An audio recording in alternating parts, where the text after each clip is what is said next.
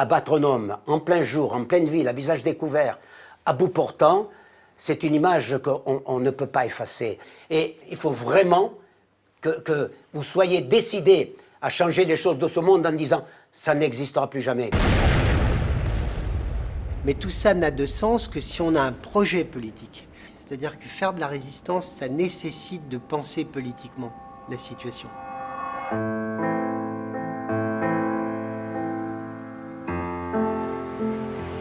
Encore aujourd'hui, je me réfère souvent au programme du Conseil national de la résistance. Ce programme, rédigé dans la clandestinité, structure encore l'État social tel que nous le connaissons. Nous lui devons les retraites par répartition, la nationalisation de l'énergie, la sécurité sociale, les comités d'entreprise, la liberté de la presse, etc. Malheureusement, cette belle histoire n'a pas été racontée. Et c'est plus que jamais le moment de la raconter.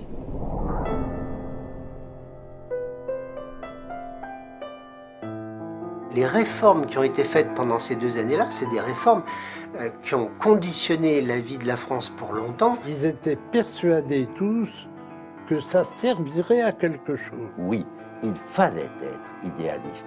Il fallait même être utopiste. Ce rêve nous vient, pourquoi ne pas le dire, du Conseil national de la résistance. Du Conseil national de la résistance. Du Conseil national de la résistance. C'est quoi le sujet maintenant? Alors on y va. Le Conseil national de la résistance, alors, qu'est-ce que ça vous inspire? Mais qu'est-ce qu'on fait alors? Bonjour. Un homme, disait Maxime Gorky, ça sonne fier. Soyons fiers d'être des hommes.